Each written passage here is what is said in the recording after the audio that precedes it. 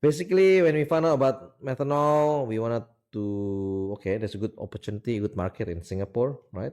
One of the largest shipping hub in Southeast Asia and also in the world. In fact, I think it is one of the largest bunkering port in the world. And we were looking for different kind of feedstock. We knew that municipal solid waste, there are heaps in Indonesia. Unfortunately, unlike Europe or Western nations, their wastes are of higher calorific value.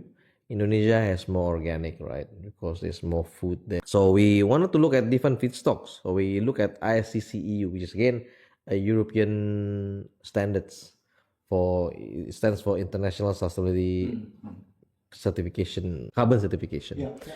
So we look at the materials list. There was a whole bunch of lists, items, and one of it is Husk. So then let's try Husk. And where can we get the Husk from? Welcome to the Indo-European Bridge. Selamat datang di Indo-European Bridge. Ein herzliches Willkommen an alle Zuhörer aus Europa. My name is Timo Schäffler. I'm from Germany, living in Indonesia, and I have made it my vision to connect these two worlds by fostering innovation and create win-win collaborations, as I believe these two regions have so much more potential. If you want to be part of this growing journey and make sure to never miss an episode, please hit the subscription button below. Let's enjoy today's episode.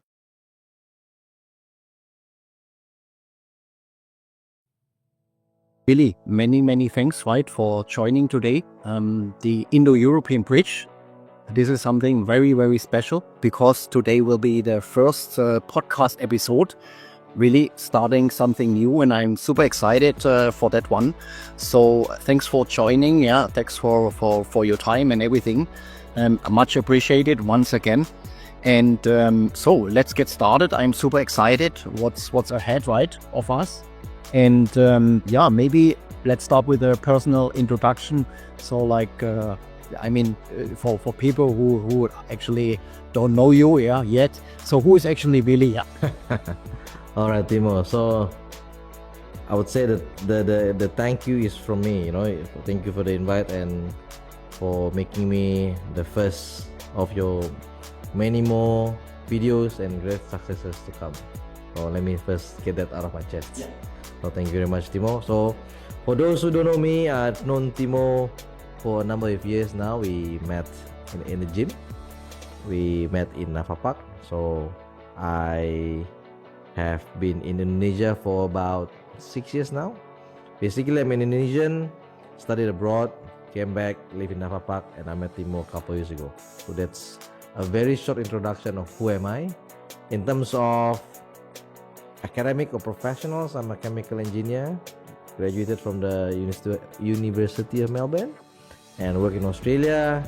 And then once I finished a project in Sydney, I came back into Indonesia, to Jakarta, back in late 2019, Timo. So that's a bit about me. Okay, so thank you very much for sharing. So this is very interesting. And here would be actually already my first question, right? Uh-huh. I just heard about it, or as we know already each other. So I know already, right, you lived abroad, so maybe you could also share a bit about that journey if you want, right, how actually this happened, that you took this path actually. Yeah. Sure. So I would say the first instance how I went abroad is basically my brother. My brother went abroad when a family friends, he sent his son to Singapore. So a couple of years late after my brother went to Singapore, okay, I begged my mom. I basically begged my mom, can you let me go to Singapore as well? I really want to study, okay, and I won't let you down. So that was back in 1999. At the time, we already paid we call it wang pangkal. It's like the entrance fee, right, to this secondary school where I was meant to continue my education from primary. So I begged my mom. She agreed, so she asked my dad, and then that was 1999. I came back when I was 32, so almost about 20 years later. So a long story, right? Wow. From 12 years old to 32, I came back to Indonesia. Okay. I mean, this is really already impressive, really, right? This kind of journey, because many people dream of it for, like to say having this chance maybe once in a lifetime to live really abroad. And actually, you had this opportunity. So I really believe, right? Like you gain so many experiences, valuable experience, also in terms of culture and so on, of cultural understanding. So, and this is really, really impressive, like about that. And I can also imagine, right, like when you decided really after so many years back from abroad, right? Let's say from Australia. So, and the start was maybe not easy, of course. But let me ask maybe here one question first. Sure. So, what made actually the decision to say now after so many years, where many might say, okay, I have already fully adapted, right, to the environment and everything. So it is actually hard for me to return home. You know, that question has a lot to do with culture, right? How to return home and how to readjust back to, I would say, your roots. But when I first went to Singapore, that's when I learned about, the English history of how Singapore was founded. And before, when I was in primary, when I was back in Indonesia, I know about, the Dutch having, I would say, quote unquote, colonized Indonesia for a few hundred years. So when I went abroad, to answer your question as well, is that I learned a lot of cultures when I went abroad, and that's where you get a lot of perspectives, a lot of life learnings, a lot of different views on how things gets done. And I think the most important thing in life for anyone to be successful is not that the it's not about survival of the fittest, but survival of the most adaptable. Okay. So coming back here, readjusting back to culture Indonesia is basically about human, about psychology, right? So our topic here, your channel is about Indo Europe, and it's about relationship. Back from many hundred years ago, and how we can collaborate and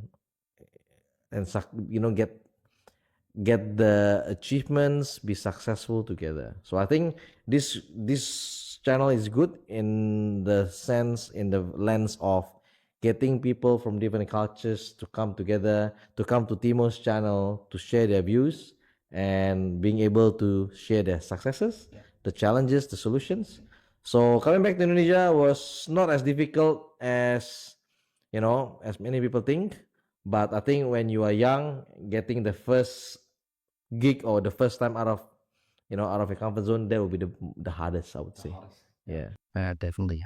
I mean, for myself, right, personally, yeah, living also abroad. So somehow you also, how to say, you also gain another culture or new culture, right? Yep. You totally change and so on. So there are, yeah, because of your environment and there are so many changes. So, and I also know actually from other foreigners living abroad, let's say for 10 years or even longer. So the longer you stay actually abroad, the more challenging it might be to return home. Also, for course, there are also cases I know that people return right to their home country, and let's say used to live in Asia, but then also try to move back to return them to Europe itself. But they could not handle it. They felt also like a so-called like a foreigner in their whole country. Culture shock back again. Exactly, a culture shock again. Yeah. So this can definitely happen. Yeah, that's why this is also something I would say really impressive. After so many years, you returned back to Indonesia. So here would be maybe also then my question, like what made you all, or why you have actually made a decision back then to return to Indonesia? That question actually hits the core of, I would say, why I believe my true calling in life is, right? So why I came back. So before I answer that question, I would say that a lot of people ask me that question: why did you return? You have got, I am an Australian permanent resident. I've got two kids. They are Australian residents. Sorry, citizens. Australian citizens. And then my wife is also an Australian permanent resident. So a lot of people ask me, why did you want to go back? Isn't it always better there? Isn't it always more beautiful, more everything there? And going back to what I mentioned earlier is about survival of the most adaptable, right? So that's one thing that I always hold dear close to my chest in everything that I do. And the reason why I came back here, probably I would say two, maybe three key aspects. Number one is to obviously return back the kindness and the support and basically to give back to my parents, right? So to help them so that they can have a better time in their old age. They can travel more. So we basically have a family business, toko bangunan, so retail construction materials. They open, I would say 6 days a week, 7 to 5. They don't have a lot of holidays. So that's one, helping my parents so they can have more free time. Right? And then number two is obviously business. So I want to do a few things in Indonesia. Basically, in the renewable energy space. Maybe we can talk about that a bit later. And number three, my wife would like me not to say this, but in some ways I want to be involved in politics and help more people. So those are the three things. Okay. Oh, very, very interesting. Yeah, this journey, I really have to say. And so maybe a few more questions, right? Going to the family business, you're into it. So your dad has built up this business, yeah. So maybe also started from scratch back then, right, at the time. And now you are into this business, right?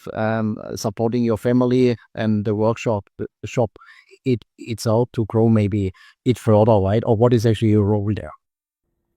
I would say helping my family's business would be a first step for me to get to where I want to be. So I want to have this, I would say, foundation so that I can work on this ultimate project that I would like to work on, right? So basically to get the team set up to be able to for a more structured management team for the business to run, because most toko bangunan or retail construction materials are conventional. They're run by the owners themselves.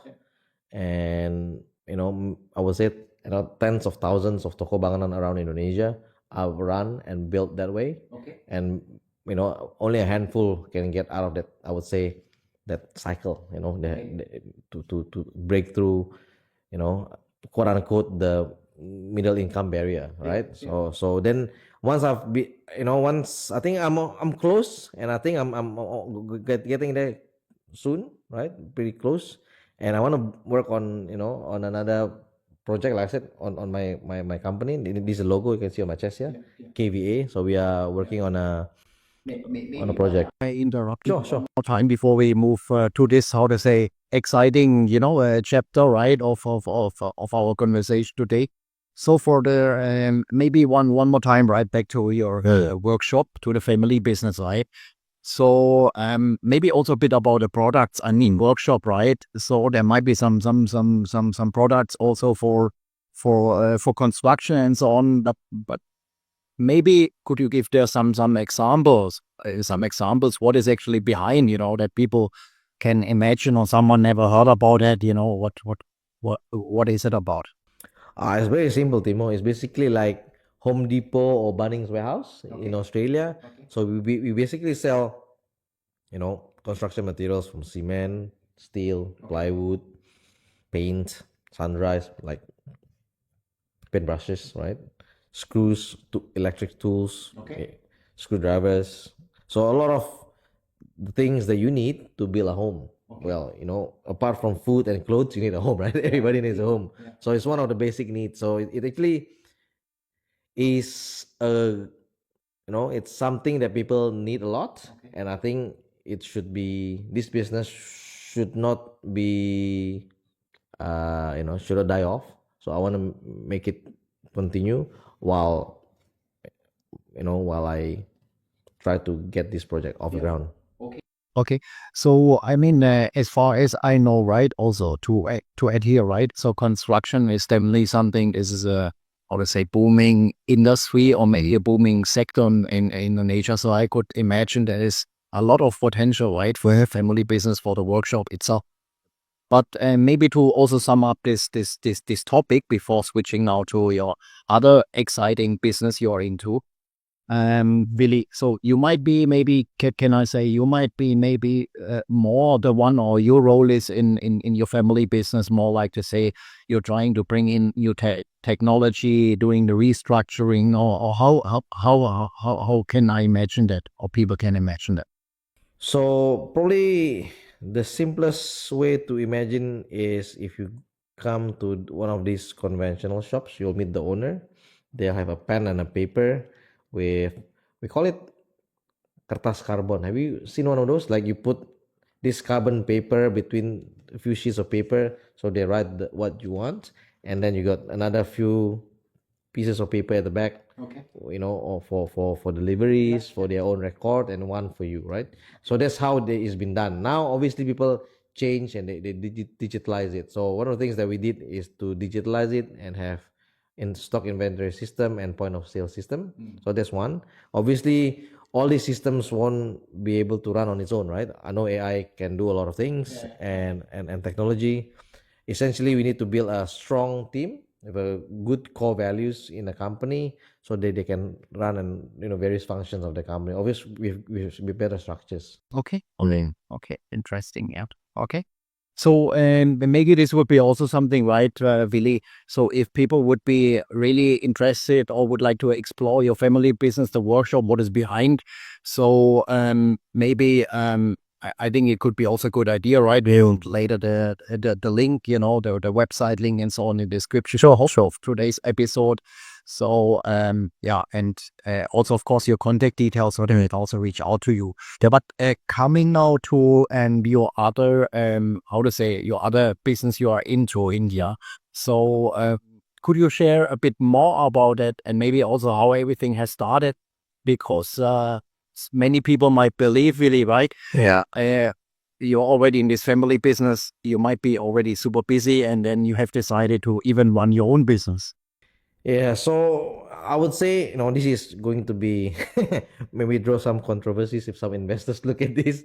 But basically, my commitment are basically to make sure the business runs right on its own, and then I will commit my time fully on this project because the implications are not just for me, but to the tens of thousands of farmers. Okay. Yeah, and to globalize, sorry, to global decarbonization, Okay. to maritime industry, to chemical industry. So it's a big dream of mine, and I'm keeping that dream alive, right? And I hope the people that I'm grooming in the family business can run it when the time comes when I have to leave and spend 100% of my time at this on this project. So to make the long story short, 2021 I started the company. It's called KVA. There's a meaning behind the company KVA.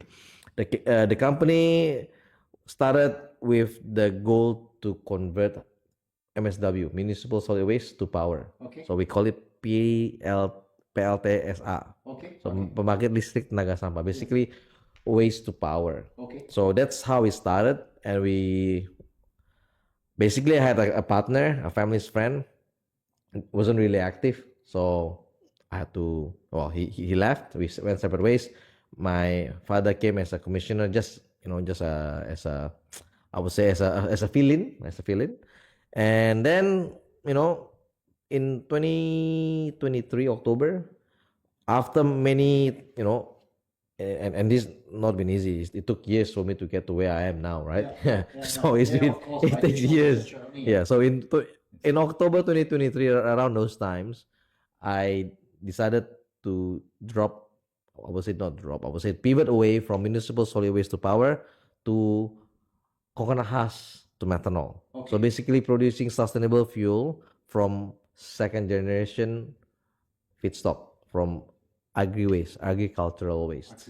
Yeah. So since August 2023, I've been very fortunate to have a friend of mine, a dear friend. I'm just gonna say his name is Nick. I won't say the full name. Nick.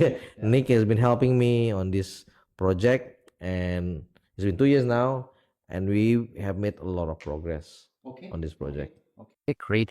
I mean, I would like to have here, of course, because this is, I mean, you do something for renewable energy. So at the time, right, when everything has started in 2021, and you have decided maybe what could we do with the race? What was actually the reason behind to say, okay, um, we, I want to do some business. I want to run some business in that kind of field. Is it maybe you could share a bit? Like to say, okay, for the waste, how is actually waste maybe handled in Indonesia? Yeah, what was the reason behind? I think this might be something interesting as well, right? So basically, before I came back, I really wanted, I'm really interested in making something useful, from something that's been a waste, or something that's been people thrown away or discarded. So that's why before I came back, I wanted to do this waste to power. Right. And I would say, because of the arrangements, or the how things work in Indonesia in terms of how you get the waste and who you can sell the power, is the project itself is challenging, let alone having to deal with, I would say, state-owned companies or government agencies. So I wanted to privatize the entire value chain.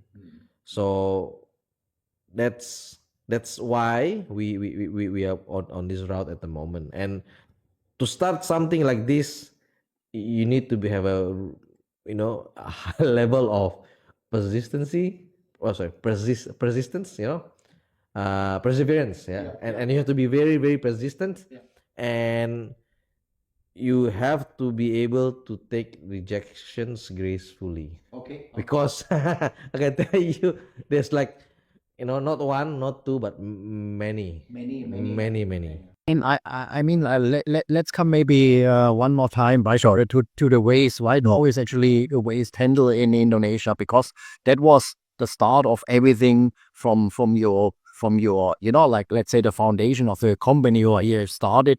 I understood now the business has changed, right? Because of the business, but how is actually waste handled in Indonesia, right? Is there something like let's say, I mean, I can talk a bit about Germany, right? Recycling, there's a recycling system behind.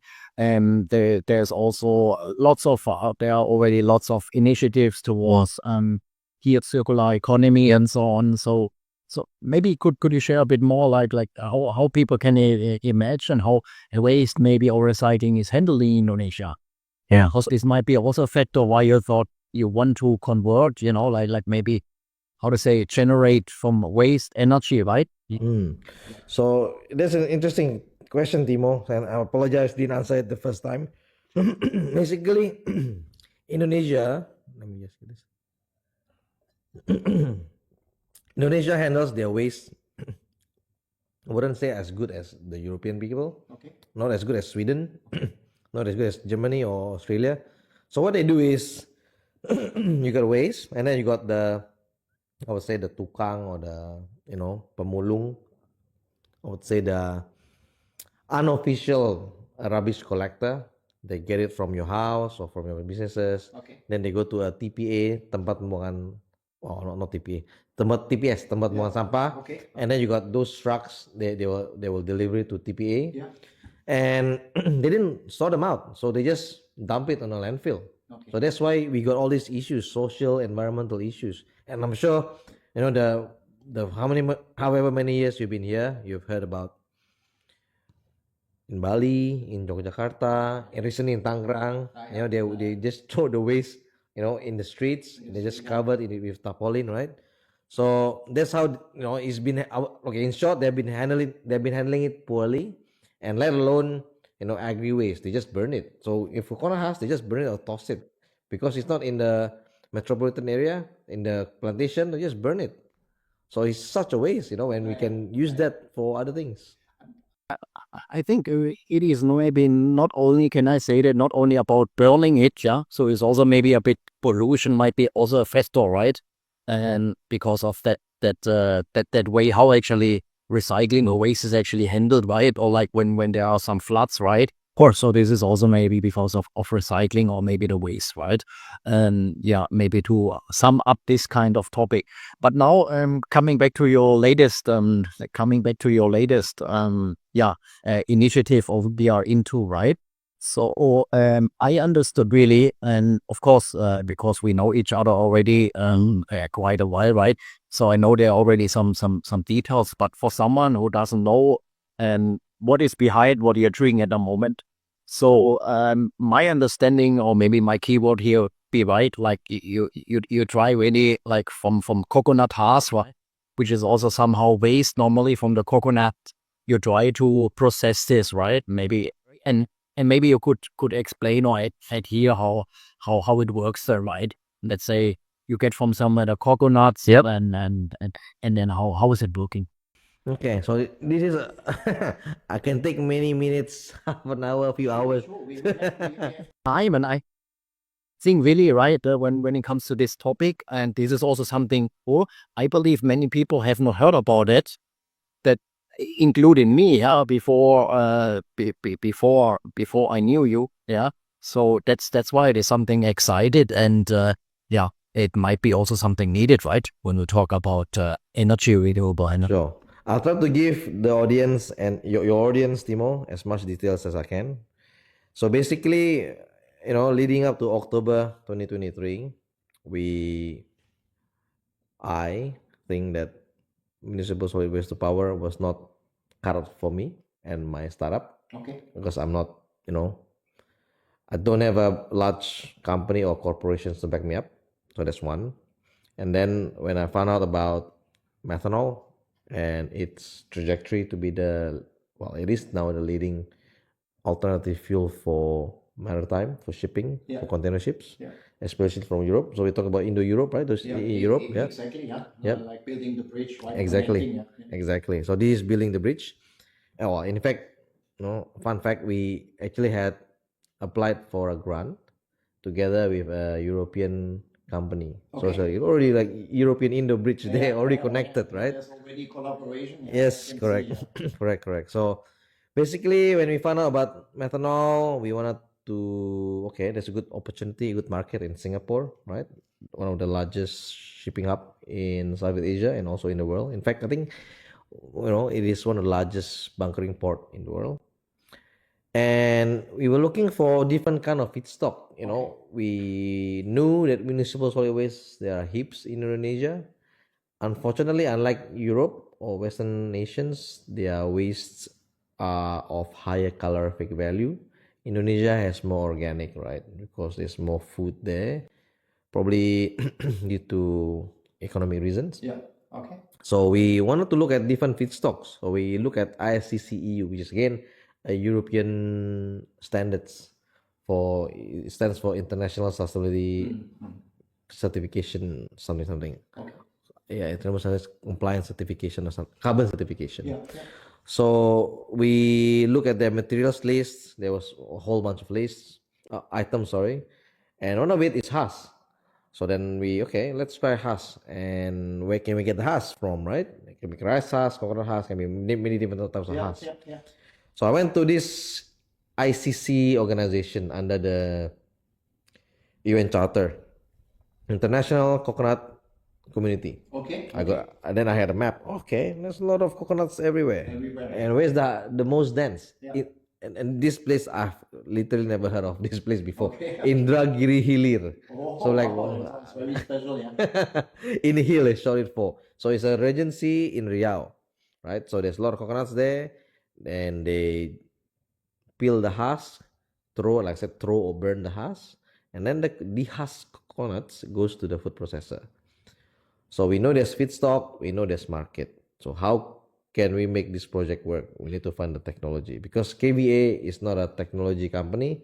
We don't develop a technology from scratch. Okay. It will take, as you know, years and years and years and decades to do that. So that's why we, like I said, we partner up with a European company from Italy. Yeah, so we basically are taking this husk from Riau. We want to process it in Batam. We process it in Batam to make methanol, and then methanol to the ship direct from our side using a partner company.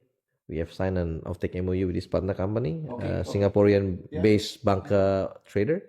So they can take the fuel from our side and they can direct go to a ship on Singapore waters, in Singapore waters. Yeah, to do this bunkering operations. So that's a gist of the project. Probably in terms of the technology and the scale, very quickly, right? 240,000 ton of husk we need, which is about 700 tons a day. It will produce about 108,000 ton of green methanol, and the technology is basically gasification. If you imagine combustion, right, it is in excess of oxygen. So you fully convert your carbonaceous material to CO2. In this instance, because it's gasification in partial oxygen, so partial oxidation, what you get is CO and hydrogen gas. And then the second stage is methanol synthesis to convert the gaseous CO and H2 into methanol. So that's a gist of the technology. Okay, very interesting. And maybe this would be also interesting for the audience, for people listening now to the podcast. So normally, if the the how to say the coconut, right? Yep. And the coconuts, I mean the rest from the coconut, it would be not processed like you are aiming to do so, right? Yeah. So what would actually happen? Is it something like how can I imagine this, or how can people imagine it? Is it maybe you could also share more about it, with the rest of the coconut. Okay, so maybe we will start from when they harvest the coconuts, right? Start from the step one. So when when these people harvest the coconut from the tree, it will drop onto the land, right? And they will float it along canals, because they call this place, hamparan kelapa terbesar, so the largest coconut fields in the world, right? So then mostly they have canals. So when they float the coconut on the canals, they will eventually meet the river bodies, right? So when they meet the river bodies, they will fish them out or take them out. That's when they dehusk them. So when I say dehusk, they kupas, they take the outer husk, fluffy husk out, and they spill it off, then leave behind the hard shell and everything internally inside. So then they transport that to their food processors, right?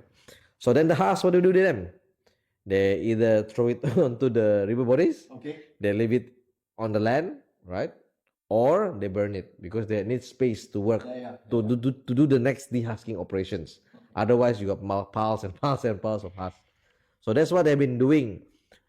There is, however, as you know, or as many people would have known as well, that in India, Philippines, and Indonesia, these three countries are the three largest coconut producing nations.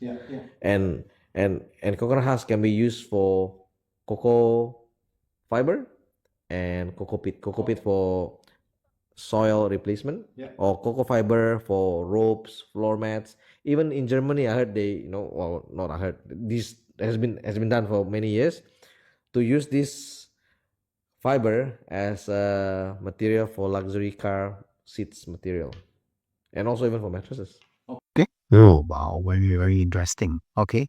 I also could imagine, right, for what you have already shared so far. So logistic might be also challenging, to say really from this stage. Okay, you have found now, let's say the source or the potential supply itself, right, for the coconuts, that you can process it for your project. But logistics, because if it is maybe in a remoted area, right, totally remoted, so this might be also a factor. Is it like and the thing like how could this be handled actually, right? Of course. So you are correct. It is a challenge, and it is also an opportunity, and it is also where our project has this edge in being able to deliver high socio-economic impact to rural communities. We call it 3 T's, right, in Indonesia: tertinggal, terdepan, dan terluar. So the most disadvantaged, the outermost, and the most frontier communities. So in terms of logistic, like I said, they have been selling the Husk coconuts for many decades. There is a company there that produces coconut milk, very famous. I won't say the name. I think a lot of people would know. Basically, the Husk coconuts, their transportation is it's already been established. So we like to use the same logistical routes. So basically, in that sense, we are doubling their work, right? Well, at the moment, we're only using 240,000 ton. If we are using all of it, we are creating more jobs, more opportunities, more employment, more, we're injecting capital into the local economies. So logistic, yes, it is a challenge. At the moment, our strategy is to have between 1 to 3 local companies in each kecamatan, in each sub-district. Then they would be delivering from those dehusking stations, where the canal meet the rivers, and then they will take them into our central collection center. We will plan to have, at the moment, one first in the middle, in central to the 6 northern kecamatan. And then from that point, we'll barge it across to Batam. I would say I think of the calf, we need about 11 barges a month. So about 20,000 ton. So each barge about 3,000 ton, roughly. More or less. This is seems a lot, right? Yeah. Definitely a lot. A lot, yeah. Okay. And let's say if we would put your project into stages, like where are you really at the moment for this project? Is it like still stage 1, stage 2, stage 3? Like how people can imagine the What I was thinking stage 1, stage 2, I was thinking about cancer. but it's not cancer, okay? So basically, you can call it that way. What we term it Let's call it even phases, phases. No, you're right. In terms of funding stage, I would say we have 2 funding stages. In terms of development stage, we have maybe several, 3 or 4.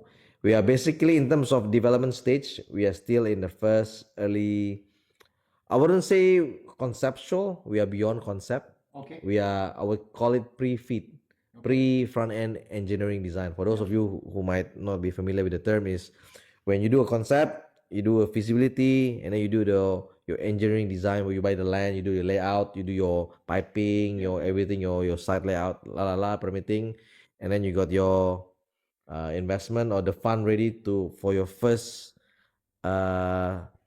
first groundbreaking ceremony, and then you do your construction, do your commissioning, and then that's when your plant officially operates, right?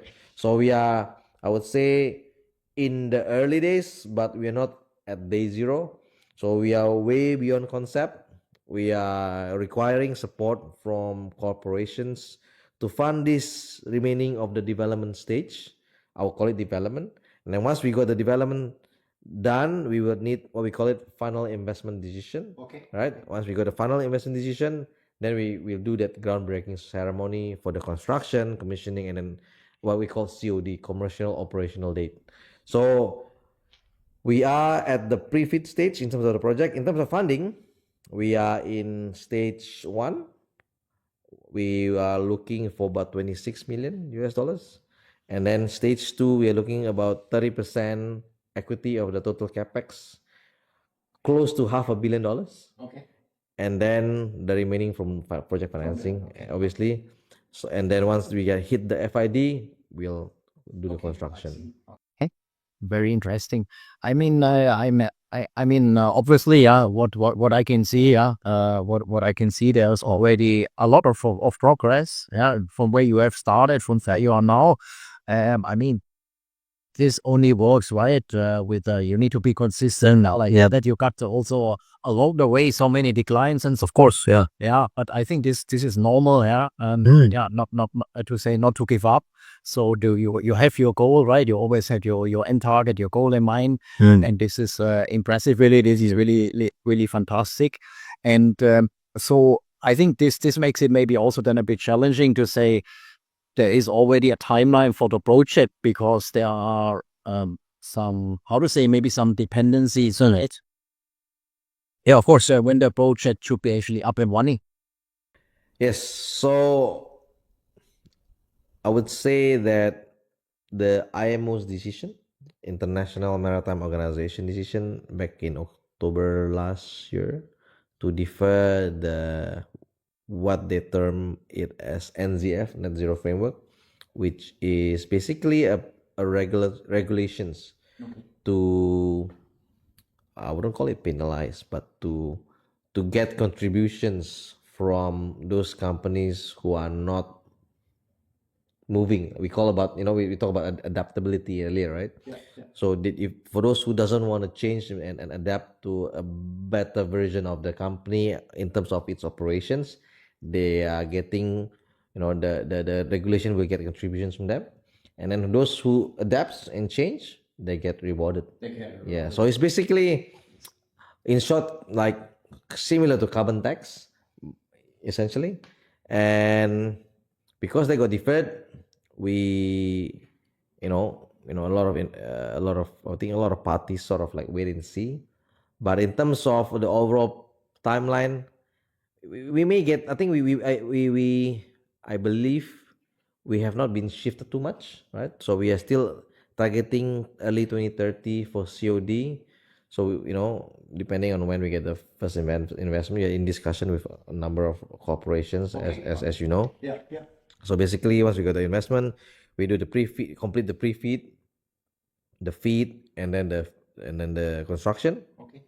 2.5 years construction. We should be getting early 2030. 2030. So this is still a long way. Exactly, this is still a very long way, but I mean, so far what you have already shared now. Yeah.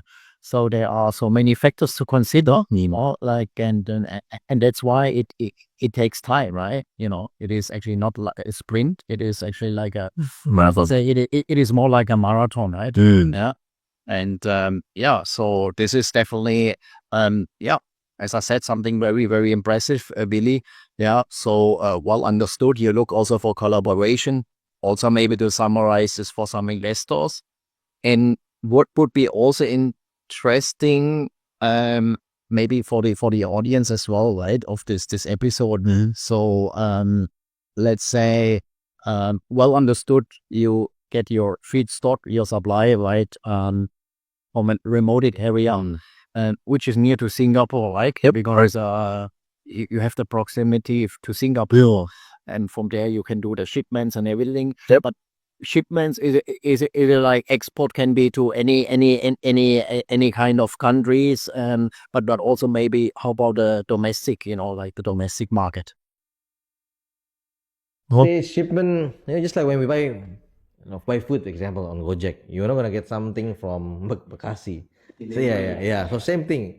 I think our main target still shipping companies, European shipping companies. Okay. Calling at the port of Singapore for when they are docking to unload, or while they are waiting, we can refuel them. So that's definitely number one market for us. And at the moment, from what I know, some of these bunkering companies at the moment, they're getting their fuel from from somewhere in China, about 5,000 kilometers away. For us, it's about 50 kilometers, so it's like manifold less than their current supplier. Okay. So in terms of domestic, we talk about biodiesel, right? Biodiesel production actually needs methanol as one of its raw materials. And methanol can be used for paint manufacture, for formaldehydes, for glue, for olefins for plastics. So olefins for plastic. So a lot of uses, even for, I think, pharma as well. Okay. Yeah, and for cleaning. Yeah. So it's very very diverse, I would say, applications that methanol can be used for. and luckily there's no domestic market obligations at the moment, so we don't have to sell to domestic, and there's no market at the moment because it's all going to be driven by costs, right? So, and who ends up paying for those additional costs? The consumers. Yeah. So at the moment we don't foresee any domestic market at the moment.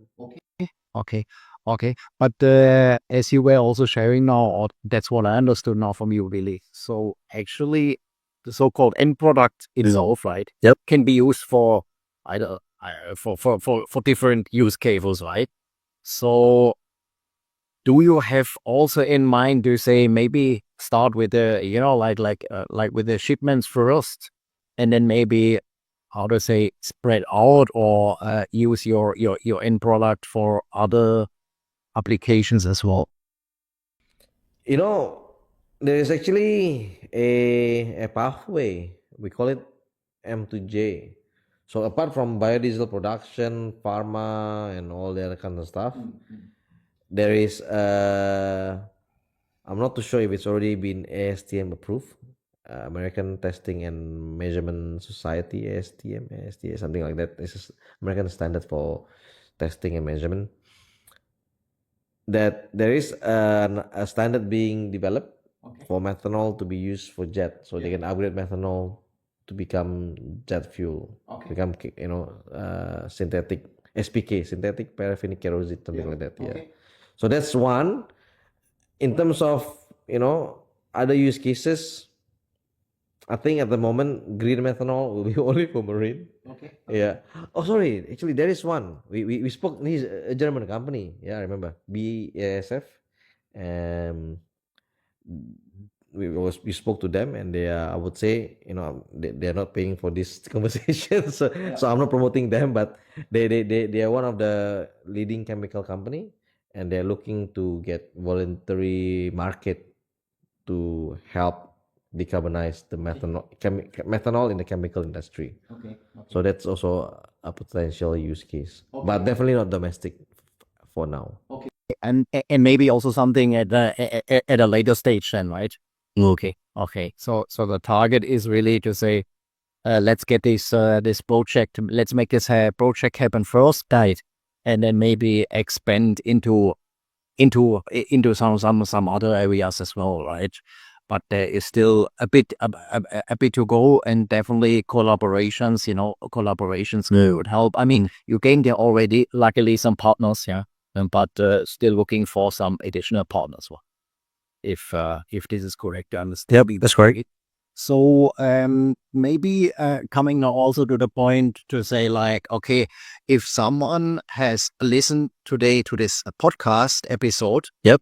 and finds what you are doing, you are into it, give your company for the renewable energy. Yep. So how can people actually reach out to you? Easy. Yes. I mean, is it via website or like We actually recently, I should have done this earlier, but we actually recently sign up for Instagram account, right? So you can find us on Instagram, KVA underscore ID, right? But if not, you can look for us on our website, www.kva-id. So the kva-id.com. So that's our website. Or if you want to email me, wsalim@kva-id.com. So you can type it up, on the comments. and maybe to be a bit more precise on that. So like for what kind of collaborations you're looking for? I understood it can be an investor, but are there also some other partnerships that could be complementary? Sure. So I think there are a few things that we have sort of have an exclusive agreement with, and we will uphold that agreement. The last thing we need is a tarnished reputation, right? So we have signed, a few MOUs, obviously, and we are about, we are very close to having an exclusive agreement. I think we in the coming days. with an Italian company whom, like I said to you, we have applied for a grant with. So that's that. So I would say, apart from anchor investors, from the financing point of view, we can still we are still open for an EPC company who can wrap up the technology and the delivery of the project. We are still open to other vendors. Obviously, not at this stage. And I would say, like life cycle analysis providers. Uh, Recently, we are looking at, because we are playing for grants, right? And there's, like I said, a lot of very high socio-economic impacts. So we have recently approached a few firms to help us with assessing social impacts, and that's not our core expertise. Yeah, so they call about what logical framework, theory of change, some things that I've never heard before. So those are the few things that we can work together on. Great to hear, right? I mean, being a bit more specific, so that people know for what kind of partnership you're looking for, right? So very very interesting. Yeah, this journey, Willy. You gained so many experiences once again. This is really immersive. So there might be some people out there thinking like, oh wow, okay, from where everything has started, from there you are now, right? So there might be some things they might also can take for their whole life. So many things really for having you today, right? And yet you're really on an exciting journey itself. So there is definitely, I'm quite certain we will hear much more from you and your company in the near future. Thank you. Because this is definitely something that is needed to make the planet Earth actually a better place itself. So maybe the last question, and this is actually a question like more towards any advices, like for someone listening now to this podcast, and the European Indo Bridge. So is there any advice for life you could give someone? Any advice? I wouldn't say I know everything, right? but I always remember these two pyramids, right? One is made by Maslow hierarchy. I think everybody knows it. If not, it's just a pyramid with 5 levels: physiological needs, safety, love and belonging, self-esteem, and then self-actualization. So you can look it up on Google. So this is the first pyramid. The second pyramid, I call it win it. This is something that I came up with, right? Rightly or wrongly, it's something that I thought of when I was still in Australia, and I was thinking to myself, what is the formula for success, right? I don't think you can find this anywhere else. If you did, then maybe it's my copyright. It's from me. I don't think there's anyone who wrote this. I put this on LinkedIn many months ago, a long time ago. So we need, basically, the first layer is knowledge, second layer is perseverance, third layer vision. Now the upper twomost layer is the most difficult, I think, to remain humble, humility, and the uppermost layer is generosity. So I think if you can achieve all that, right, regardless of where you are in terms of your challenges, instead of how where you are in financially, and how advanced you are in finding solutions for your different kinds of challenges, right? I want to say problems, challenges, right? I think that you come out at the end of it as a better person. Thank you so much for sharing this, your advice, and I believe there are some people out there and could make use of this. Thank you, Timo. Thank you very much for your time. Very happy to be here.